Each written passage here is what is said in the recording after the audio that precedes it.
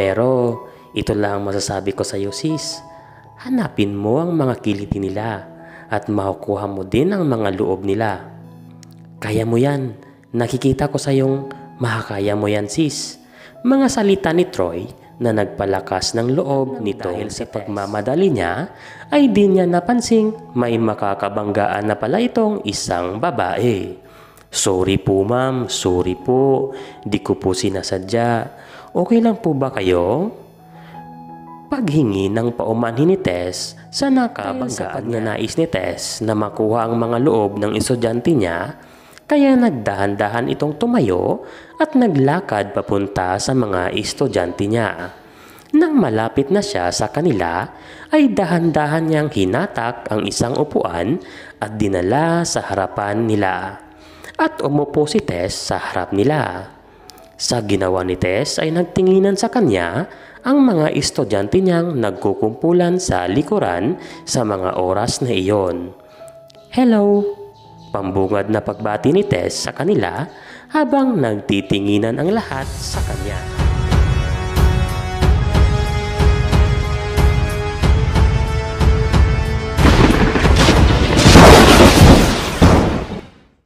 Sa ginawa ni Tess ay nagtinginan sa kanya ang iilang estudyanteng nandun sa kwartong iyon sa mga oras na iyon. Matagal din silang nagkatitikan na tumagal ng halos 2 minuto. Walang kumibo ni isa sa kanila sa mga sandaling iyon. Ganon din si Tess. Napatitig lang din ito sa kanila na pawang ang mga mata lang niya ang nagpapalipat-lipat ng direksyon ng tinatanaw. Hanggang titigan na lang ba tayo dito? Hindi ba kayo marunong magsalita? Pagbasag ni Tess sa tahimik na mga sandaling iyon. Sa sinabi ni Tess ay nagkatitigan na naman ulit ang mga estudyante nito na nagtataka sa mga ginagawa nitong si Tess. Nang sa hindi inaasahan, na bigla na lang nagsitayuan ang mga estudyante nito at nagsilabasan sa kanilang kwarto. Parang ewan naman tong teacher natin. Mas maganda pang tumambay sa labas kaysa titigan ang mukha niya. Oo nga, akala niya kung sino siyang magaling. Mga salitang binibigkas ng mga estudyante niya habang palabas ang mga ito sa kwarto nila. Oh, saan kayo pupunta? Di pa nga tayo tapos magklase, aalis na agad kayo? Pagpigil nitong si Tess sa iilang estudyante nito na nagsisilabasan. Sa pangyayaring iyon ay napakamot na lang si Tess sa ulo nito at naguguluhan sa mga ugali ng mga estudyante niya. Habang tinatanaw niya ang mga papaalis niyang mga estudyante, ay nagulat na lang itong si Tess nang may marinig siyang isang boses galing sa kanyang likuran. Tumatawa ito habang binabanggit ang mga katagang, "Di ba sinabihan na kita kaninang magdahan-dahan ka dahil di mo pa sila kilala? Ayan tuloy, iniwan ka nila." Pamilyar kay Tess ang boses na iyon at dali-dali niya itong nilingon para kumpirmahin kung sakto nga ba ang hinala niya. "Sabi ko na nga ba ikaw yan, Bricks?" Sabay kamot sa ulo niya. "Andyan ka pala, Bricks. Akala ko sumama ka na sa kanila sa pag-alis nila." Tugon nitong si Tess dito kay Bricks. "At bakit naman ako aalis? Hindi pa tapos ang klase, di ba? Baka mamaya ibagsak mo pa ako, no?" Pilusupong tugon naman sa kanya nitong si Bricks na pinipigilan ang pagtawa dahil sa kanyang naoobserbahan. Napakunot na lang ulit ng noo niya itong si Tess sa sinagot sa kanya ni Bricks. Dahan-dahan si Tess na bumalik sa kanyang inuupuan at napayuko ng ilang sandali. Ano ba naman tong araw na to? Parang wala yatang magandang mangyayari ah. Bakit kaya ganun sila? Ang hirap naman nilang paamuhin. May pag-asa pa kayang magbago ang mga to? Mga salitang binibigkas ni Tess sa isipan nito habang nakayuko sa upuan. Para yatang ang lalim ng iniisip mo ah. Susuko ka rin ba tulad ng iba? Pagdududang tanong nitong si Bricks dito kay Tess. Anong susuko? At anong tulad ng iba? Pagtatakang tugon naman ni Tess dito kay Briggs. Huwag mong sabihin wala kang kaalam-alam sa pinasok mo. Halos lahat ng teacher na humawak ng section na ito ay dito matagal. At bigla na lang naglalaho. At wala ring nakakaalam kung saan sila napunta. Di kayata na-inform Ma'am Tess.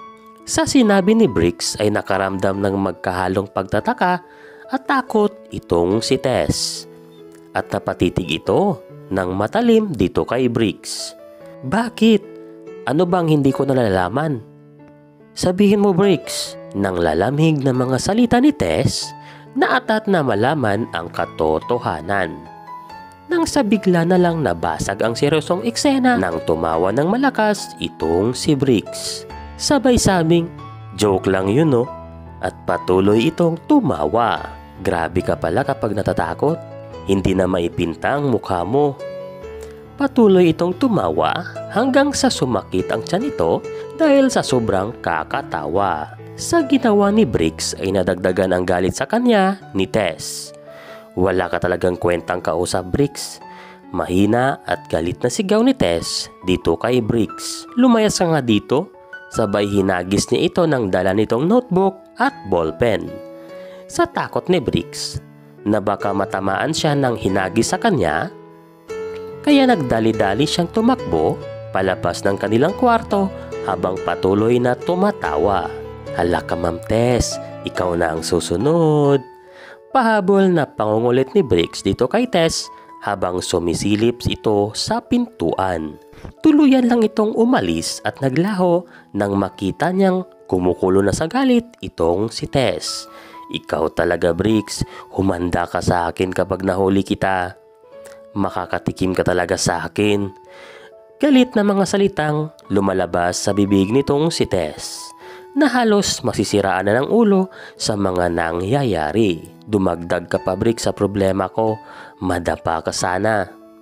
Marahan na bulong ni Tess habang kumakamot siya sa kanyang ulo habang naglalakad siya papunta sa kanyang mesa.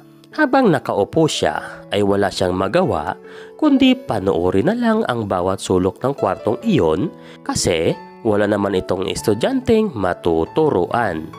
At pinalipas na lang ni Tess ang buong oras sa hapon na iyon nang nakaupo sa mesa niya at nag-iisip.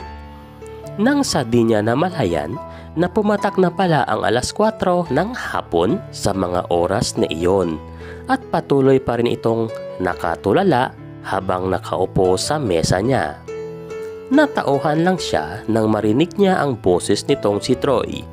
Girl, parang wala na naman tayo sa sarili ha. Tara na at uwian na.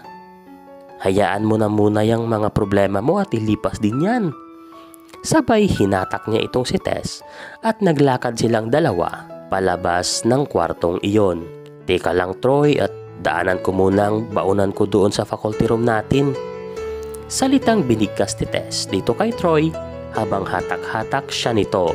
Daanan lang natin. Total doon naman tayo dadaan. Halika na. Sabik na pagyaya ng uwian ni Troy dito kay Tess. Sinamahan ni Troy itong si Tess na kunin muna ang naiwan nitong lunchbox sa faculty room nila. At sabay din ang mga itong lumabas sa school nila. Ano kaya ang mga susunod na mangyayari sa buhay pagiging guro nitong si Tess? Makakaisip pa kaya siya ng panibagong estratehiya? Abangan!